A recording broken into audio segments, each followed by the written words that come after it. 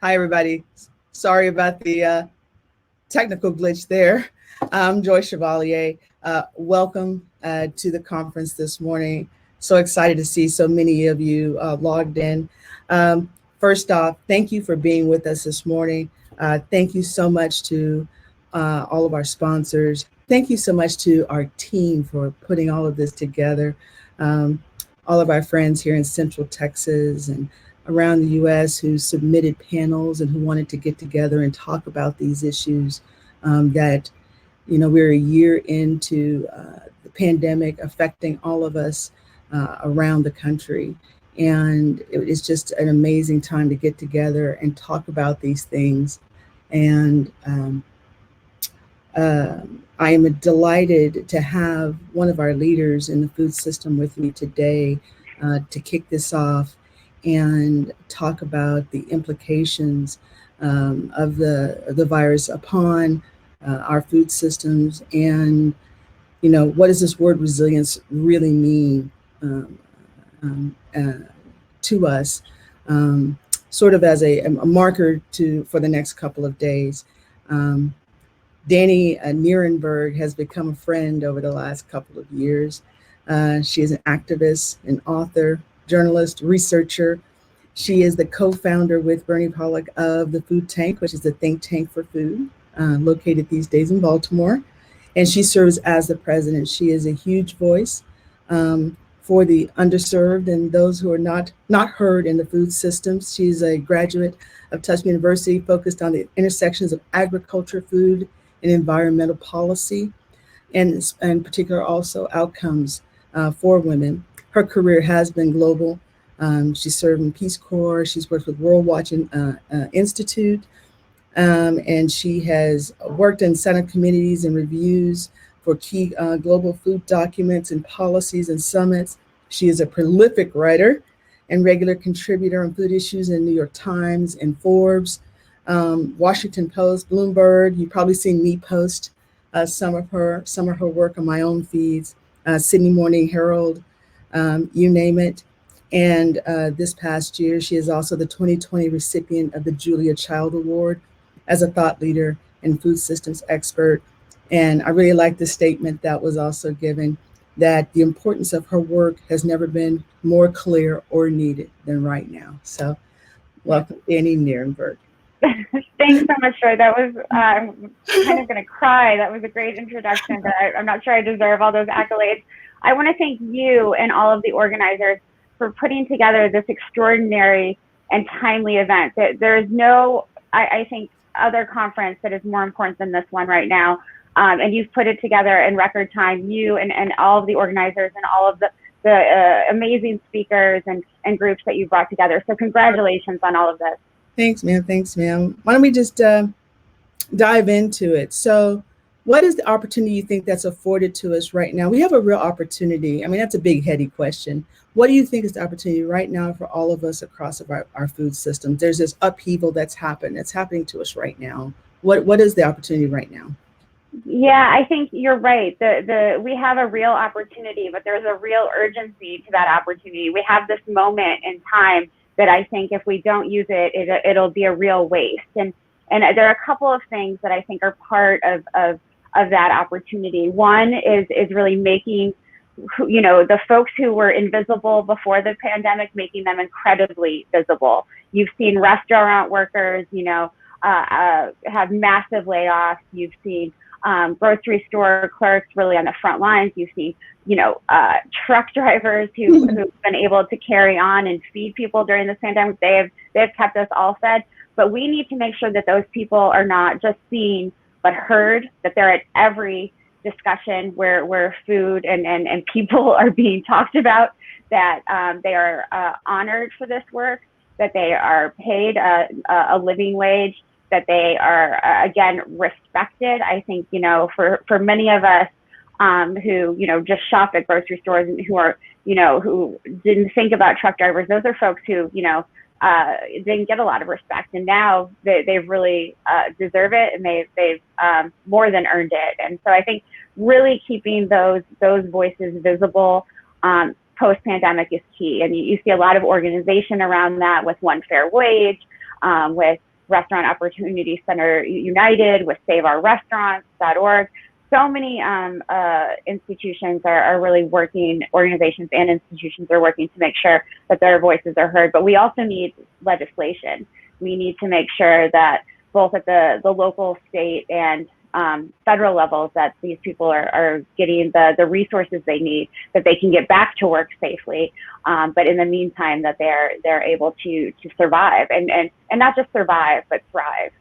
I think go ahead. Sure. No, I was just going to ask, have you seen the definition of, food insecurity change as a part of that? The definition expand, or who's included in that as well? It seems that seems to be shifting as well. Well, I think, folks who were never food insecure before are now food insecure. And I think that's kind of the biggest change. Middle-class workers who never thought that they'd be standing in lines or, driving in lines for food banks have now had to do that over the last year. We're a year into this pandemic, and not much has been done to improve, food security. And I think if we're looking to change the definition of food security, it should be food and nutrition security. Mm-hmm. I think before the pandemic, there was a growing consensus on that, we needed more research on nutrition and its effects on health. This idea of food as medicine has really grown. But now more than ever, we're seeing that, people who suffer from diet-related diseases, whether it's obesity or diabetes or other conditions, that those are the folks most affected by the pandemic and the ones with the highest mortality rates. And those are often people who are from communities that are underserved. It's often people of color, folks from the BIPOC communities. And, we understand now why they haven't had access to healthy food. They've lived in areas where, there's not a lot of options. So I think that is one of the things that I think, so many of us already knew that who are part of this conference, but now more and more people know. And what we need is, again, policymakers to know that. How are you guys, or how is that being conveyed? Looks like Joy might be on a delay. I'll keep talking for a few minutes until she comes back. I think one of the other things, in addition to food as medicine and making the folks who were invisible visible, is really understanding that there are ways to combine technology that we didn't know about before. So many farmers had to pivot, from serving. Oh, sorry. I'm sorry, I didn't feel. I'm just going to refresh because I think the technical issues are on my side. Okay. Danny's just refreshing a bit to make sure that things are all okay on her side. We'll give her just a second to refresh her screen and have her come back. There she is. Hey, there you are. I couldn't hear you or see you, but now I'm back. Can you see me now?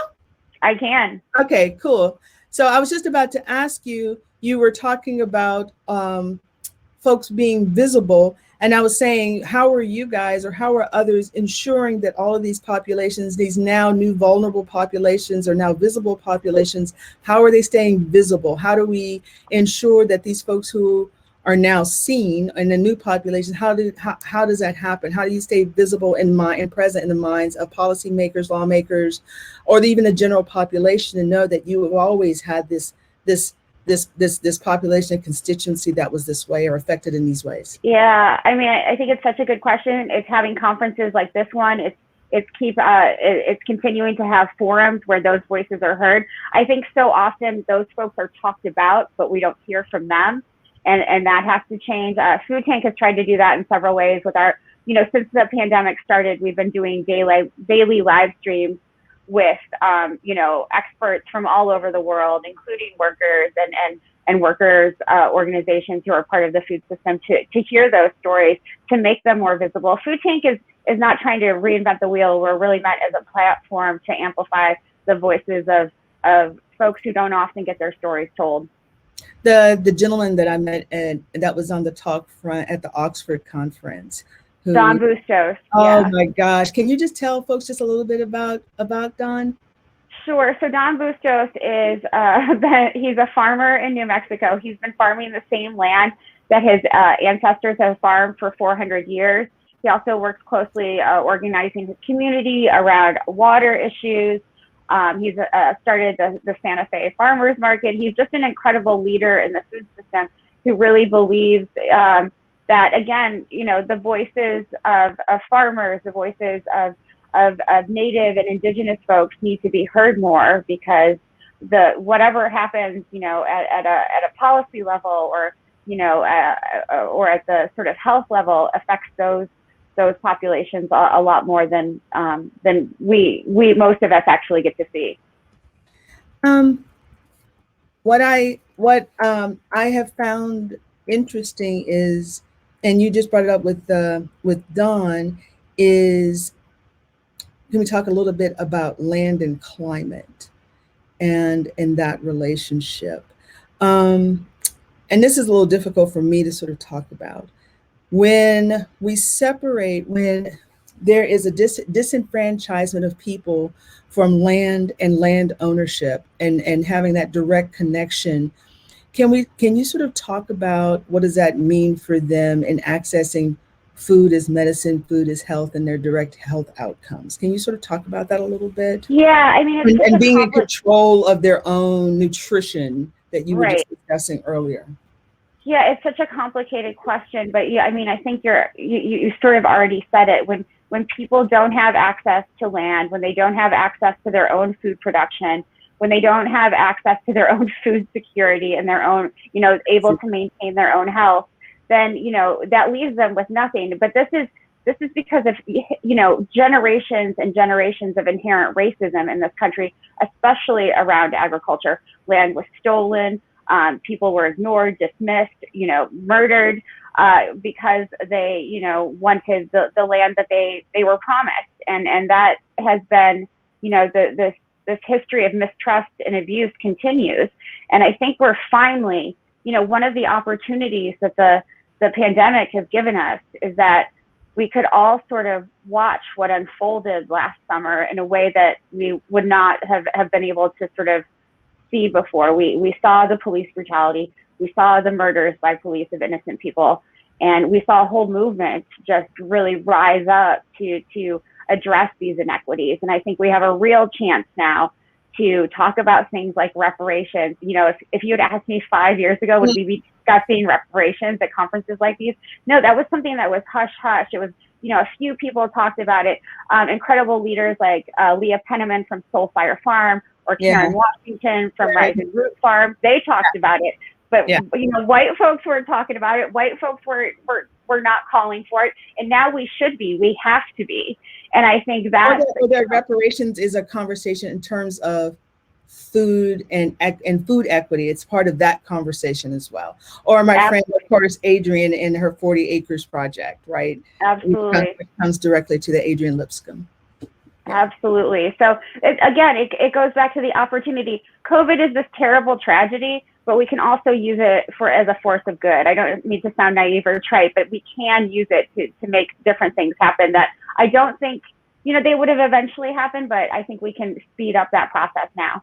Yeah. Just real quick, Danny, I just want to let our audience know that if you have any questions, go ahead and put them in the chat for Danny on a variety. Oh, well, and our team will also pick them up as well.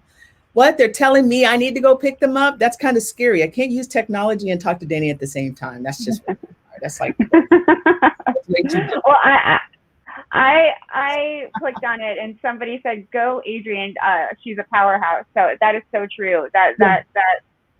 There's no one doing better work, really. Yeah, Adrienne and Dave Thomas and everybody who's working on their Maloma project out and getting land out in South Carolina as well.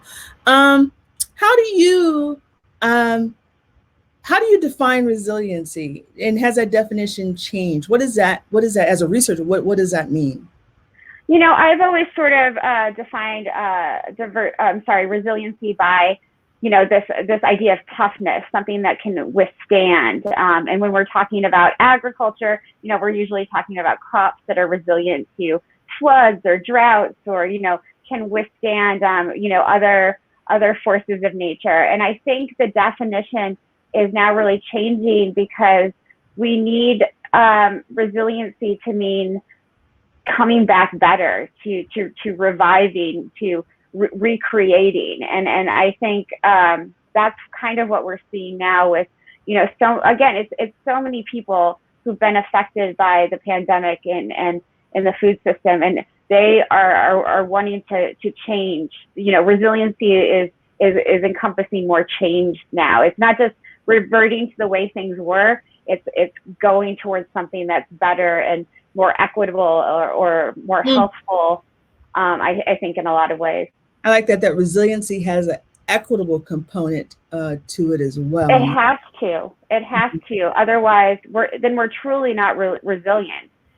We're truly not going to be able to do what the food system should be doing, which is create healthy food for all. Yeah. How? What does that mean for? I know one of the topics that you have spent a lot of time in is around the supply chain. What does that mean for those guys as well?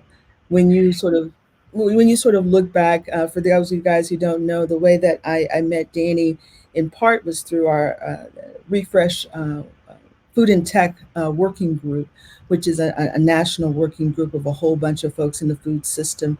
And there's a policy paper that was developed, and one of the topic areas has been around our supply chain and supply chain security. And so what does resilience look like for those guys? They had a really hard time in parts of that chain. Absolutely. And so you want to talk about that a little bit? Sure. I mean, I think we saw so many breakdowns, especially at the beginning of the pandemic. We saw a lot of food loss and food waste, potatoes being dumped, raw milk being dumped. We saw, refrigeration, not be able to sort of withstand, long waits. And I think what we ultimately need now, and I say that happened at the beginning of the pandemic. It's still happening in some places it's still happening. Right, it is happening, particularly in the global South. I know this is a conference focused on the U.S., but it's happening in the global South more than we know, because of lack of refrigeration, because of lack of infrastructure. It's happening in our rural communities because of lack of infrastructure like broadband. We're seeing a lot of supply chain disruptions. I think what we ultimately need, and I know this is something that interests you quite a bit, Joy, is more transparency in those supply chains. Yeah. And whether you're using blockchain or other innovations, that has to happen so that people know, and especially, the end user, consumers, us as eaters, really know what we're getting, where it came from, who produced it, how those folks were treated. Those are really important questions that we've been blind to for a long time. I mean, unless you were buying, from a farmer you knew, or unless you were buying from a label that you really trusted, whether it's, USDA organic or fair trade or whatever. And still, those supply chains are not completely, transparent. We need more of that transparency. Yeah, and for those listening and watching, the transparency that Danny speaks of, all of those pieces lead to price transparency. And when you have price transparency, that means eventually you get a better notion of what it means to you as the end user around your costs, right? Absolutely. Affordable costs, right? That makes when it comes to market, right? Which makes a lot of products more viable right. to you at home, but more viable as institutional foods like we purchase at the Cook's Nook to have our programs, or our feeding programs that we have in our Keep Awesome Together program, or having things like fish in schools or other products which are out of reach, right? So when you get that kind of clarity, it leads to price changes. Right, and you know how farmers and workers are treated then, and I think that's of greater concern for more and more people who, again, we're not thinking about farmers, we're not thinking about workers maybe before the pandemic, and now they saw those photos during the wildfires over the summer of workers picking during the wildfires and a pandemic, and understanding and learning from news reports that they're all living together in close quarters without protective equipment, and how that has led to the spread of the virus among workers who don't have health care because they're either undocumented or they're here on visas that don't allow them to have that kind of support. So we need more transparency so that folks know everything about the supply chain. Yeah. Just real quick, you touched on, and for those out there, don't forget, if you've got questions, please do put them in the chat, and everybody will pick them up and give them to us. You touched on rural and broadband a little bit, and I'll just couch that in the conversation of trying to find viable markets for goods. One of the things that we saw here earlier in the pandemic was, our leaders tried to find a variety of ways to bring food into the city, right? For some we had the food bank. We'll come back to that in a minute. For some we had prepared meals. Mm-hmm. And then for some, we had to find ways to get food off the farms and from the purveyors, so it didn't go bad, and they still had channels. And sure. They were brought into restaurants or other places and pop-up markets, stores. CSAs had a bit more of an explosion again, and trying to find new markets for those products. Do you think they'll be able to sustain those changes, those new routes, those new channels from folks for those markets, for those more rural who are trying to come in? Yeah, I think it's been very difficult, and again, unless there is support from local and national governments, I think it would be very hard to maintain. What I am seeing and hearing from farmers and others is a level of exhaustion as the pandemic goes on. I think people are burning out, and I think we don't talk about that enough, that people who've been, we're, like you, Joy, and so many others that, you've just been plugging along because you've had to, and people have to get fed, and, or farmers have to make money, but that with so little support, that can't continue. And I think, we need that infrastructure, especially around broadband. Only 25% of rural communities in this country have access to broadband. That's obscene. You're keeping people sort of segregated in a way that they shouldn't be from what the internet and better communication systems could give them in terms of opportunities. Yeah, a lot of one of the ways that your distributors know what someone has available is when you can take that inventory information and put it into their ERP or inventory information and make it available. Right. Otherwise, that farmer is invisible. Their product is invisible. And then the farmer is forced to physically have to bring it in and find a channel and find a means, And these, I think it's worth bringing up that these are farmers who were having a hard time before COVID, whether they were small, medium, or large scale farmers. They were having very difficult, whether it was tariffs or whether it was, overproduction. These were folks who were, on the verge of losing, many of them on the verge of losing their farms anyway. And so this has only exacerbated that crisis and exacerbated a mental health crisis, which when we're talking about, creating more resiliency in the food system, we really have to address, and we have to address that fatigue factor that so many folks are facing. Yeah. That I was just going to ask: is there equity and is there resilience for our farm community? Is there a definition? Is there a way to give that to them as well? Right. Right. Is that possible? What does we haven't defined it, but we keep using it. Is equity definable? I know we gave a definition about resilience, but is equity definable? Is equitable definable? Yeah, I don't know the Webster's definition of equity, but I think for me, equity means a fair and just food system for all, no matter what color, creed, religion you are, that you have the same access to the resources that you need to be successful in the food system, whether you're a farmer or an entrepreneur or an eater. We need all those things to be successful. And I think, a lot of this, focuses, I think, or comes down to eaters taking more of a stance. We at Food Tank use the term citizen eater. We didn't develop it. It was Bob Martin from the Center for a Livable Future here in Baltimore.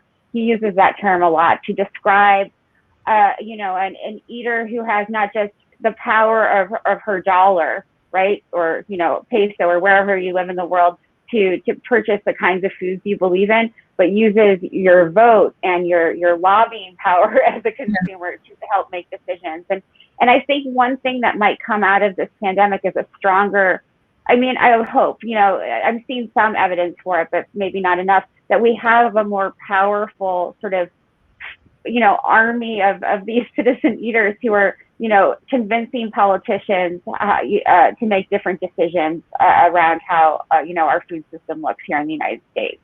Yeah. Yeah. See, but they need money. They need power, to have that power. They need, they need money just like, the big lobbyists do. Right. Right. I know that's a good term. Citizen eater. I like that a lot. There is a question. What needs to happen so that small scale independent farmers can make a living wage?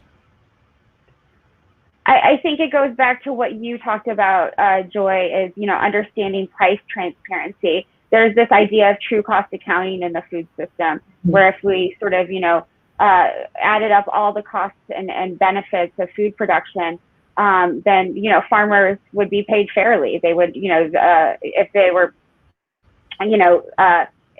large farmers, for example, can make a lot of money because they don't have to pay for the pollution that comes from their farms.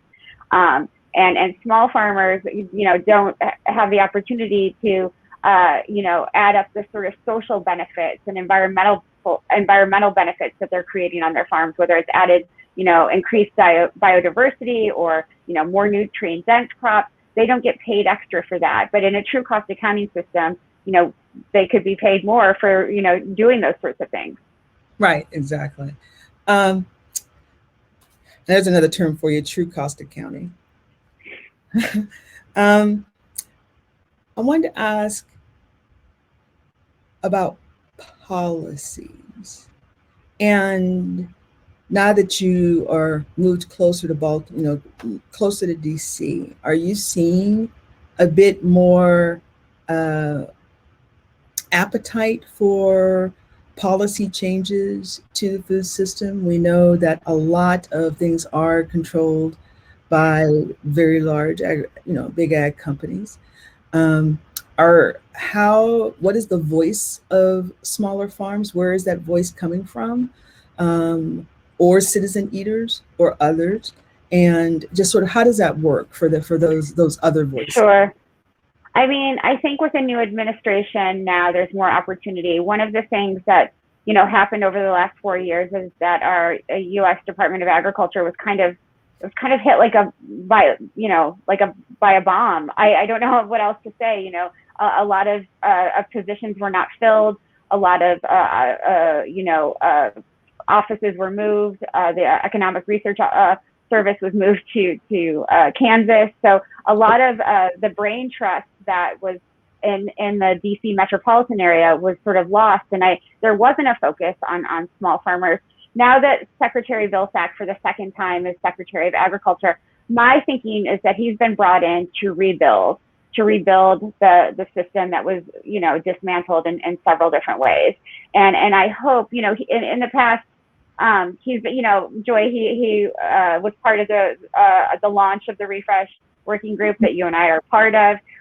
He comes from a state where there are lots of big farmers, but also some small farmers. I think, he understands the plight of small farmers, and I hope that will translate to better policy. What I am seeing is that what the Biden-Harris administration is trying to do is to look at agriculture more holistically. I know they're creating a new position at USAID that will focus on climate and agriculture, and that's something new for them. So I see some of these things kind of brewing, and we'll see what happens. I know John Kerry, with his work on climate change, understands the connections between climate change and agriculture very well. So I hope that we can go back to, having policies that are holistic in how we address, food insecurity, the climate crisis, and so many of the other sort of environmental and social issues that we're all facing. But I think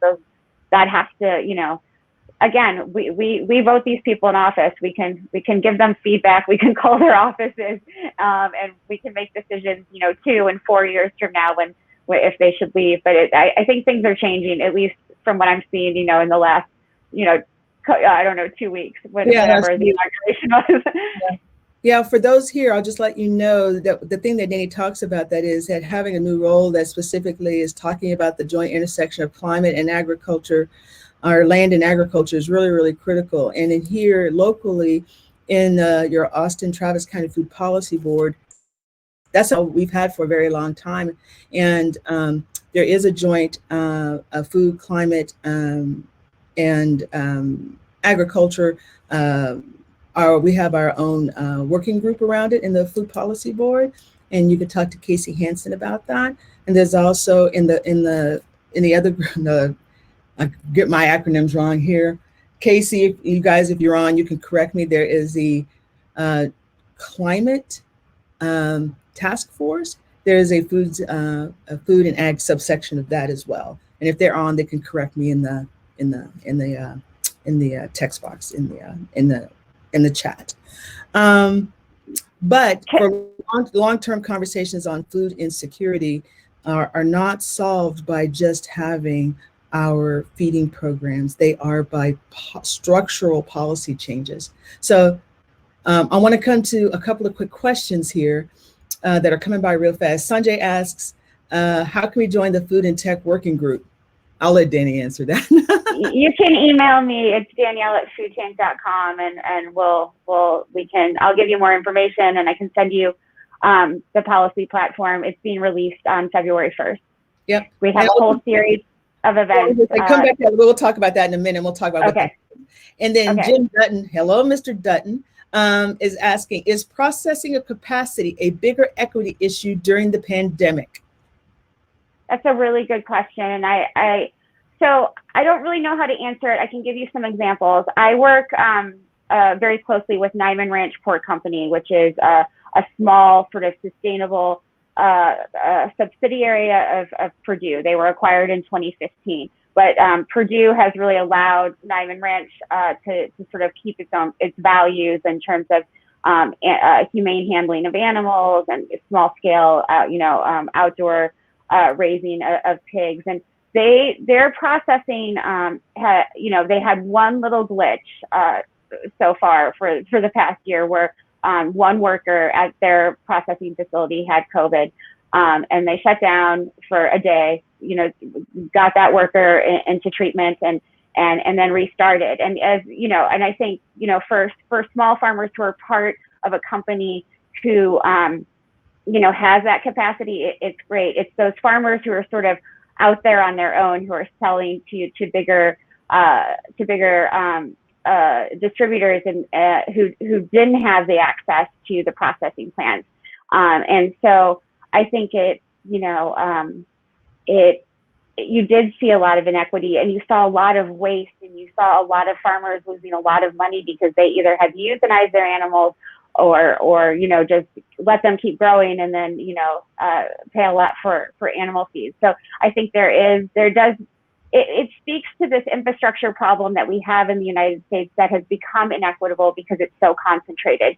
So, we in the past we had, a town or a region had its own processing plant, its own mill, its own, cannery or tinnery. Those things have all been lost because they've been so concentrated. So the big ag wins, and small farmers are kind of left out or, have to wait much longer. So there is a lot of inequity in that against small farmers. Yeah. Nora, hey Nora, I just want to make sure I don't miss Nora's question here. Nora asked, what do y'all think are the best areas we can push his department? I'm going to go back to this must be back at Ms. Vosick to advocate for equity, small farmers and farm workers' rights.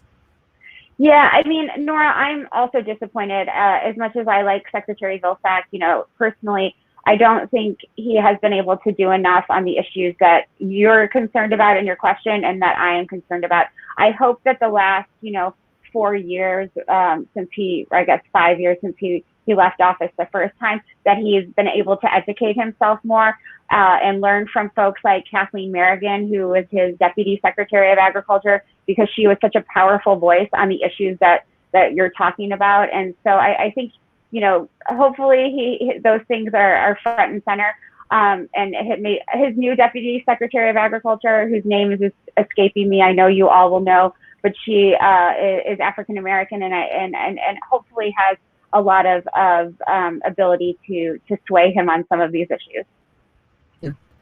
Don't forget, guys, if you got any questions, just toss them out there, and we'll get them asked. I actually had another question, but I think I just lost it. Looking at everybody else's questions. Oh, we're going to come back to the platform. That's what it was. Sure. You want to talk to folks and just say what is our refresh group and what is the platform and its sections, and we'll just talk about that a little bit so folks can understand what that means here. Folks in Central Texas may not be very familiar with it at all. Absolutely. So the Refresh Working Group is a multi-stakeholder group of farmers, tech folks, entrepreneurs, big business like Google, and many others who are sort of thinking very deeply about the intersection of food and technology and what it means for the U.S. agriculture system.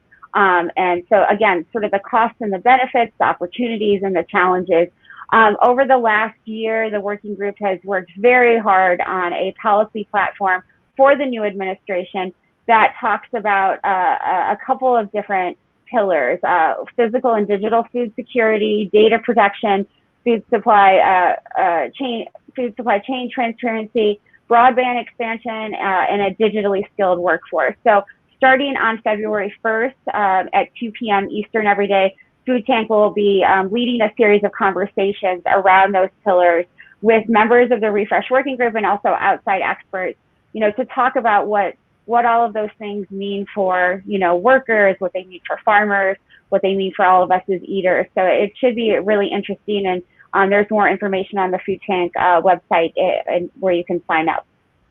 Yeah, it's it's a great document, and happy to contribute to it. Joy had a lot of leadership in making sure that this document was put together. So thank you, Joy. Well, I can always talk about something. Yes. We're getting down to our last few minutes. If you guys have any other questions, what's next for the Food Tank? I know you guys got some other big things going on, and then how folks in Austin can hear about you guys. You guys will be passing through here a little. Yes. So let me talk about that first, because it's my co-founder Bernie Pollock. This is really his baby, and to really celebrate the food movement across the United States and the good work that has been done pre-pandemic, but also certainly during the pandemic. Once it is safe, we're planning for the fall. Once it is safe, we are planning a 50-state tour that will take place over around 3.5 years, working with different, whenever we have an event, we try to partner with an academic institution.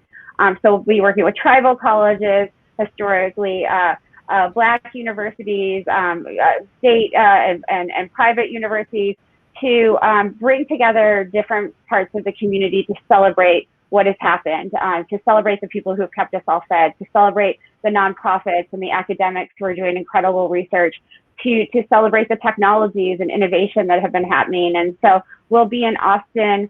I wish Bernie was on the call, Joy. I don't remember when we'll be in Austin. Okay. I think it'll be in early 2022, but we're starting in the fall. in San Francisco. Knock on wood that we are all vaccinated and things are better by then. But yeah, I think it's really exciting. For me, it's about bringing the joy back to this work, because I think a lot of us who work so deeply on these issues, it's been a hard time, and to celebrate those revolutionaries across the food system, I think is really exciting. No, I'm pretty excited, and I'm glad that you guys are gonna consider stopping through here on it. It's really huge, and as you can tell just from the schedule for this event, and the folks we have in attendance. Just by the way, guys, we have over 250 registered for this experience over the next couple of days, which is just sort of huge in virtual event land right now. So it's pretty exciting.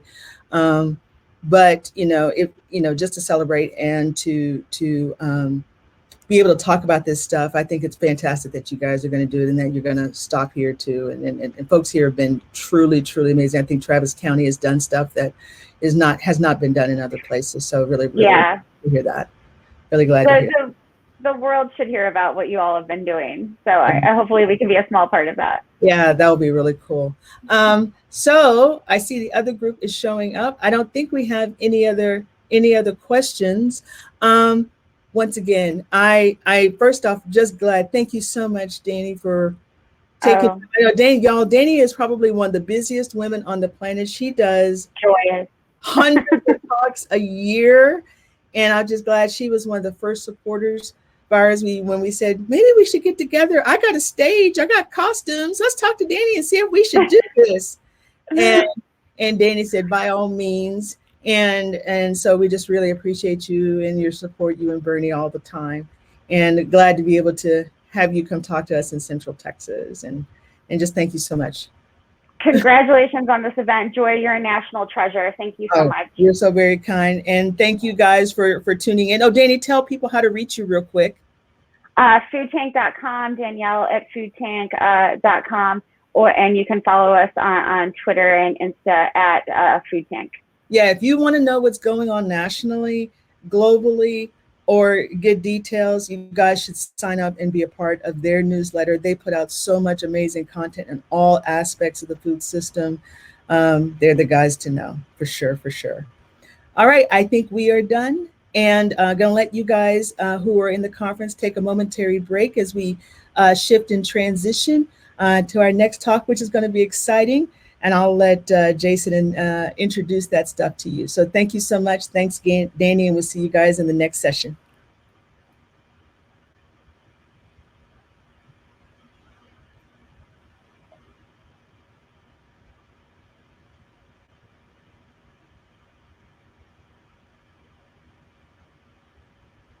Woo. Thank you. Thank you. You're the bestest as always. You're the best. Don't forget, we're going to take all the videos and we're going to eventually put them on the YouTube site, and then you should also be able to get it too if you guys need to use it for anything as well. Great, we can promote it as well if you want. Yeah. It's still. Oh yeah, we're gonna get all the way to these guys. Yeah. Okay, bye. Bye. Okay, bye, dear. All right, so I'm just going to mass invite everyone. I'm gonna sit in the back and say hello to all my favorite people who are coming on. I'm going to take myself back off camera because the other people, Claire, will not be able to get back on. So. All right. Thank you, Joy.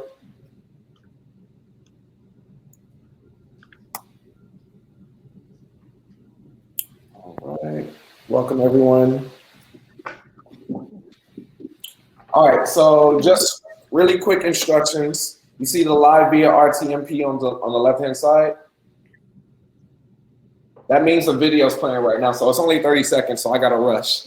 But when it's your cue, when it's your time to go, look for the red live. It'll just be live by itself. So when you see the red live by itself, that's your cue to start talking, okay? So wait till you see the red live. We'll also be chatting with you in the chat, so make sure you keep your eyes on the chat. In the chat on the right-hand side, we'll be communicating with you all. On stage or backstage? Backstage. Okay. Thank you. Thanks. 5 seconds. Can y'all hear me okay? Yeah. Okay, good. My name shows you. My name shows you as well. But I see yours as your. And I see Alba. Name. Hello, Claire. Hi, who's excited? That's a good start to the conference. You guys look beautiful. I had time to iron today, doctor.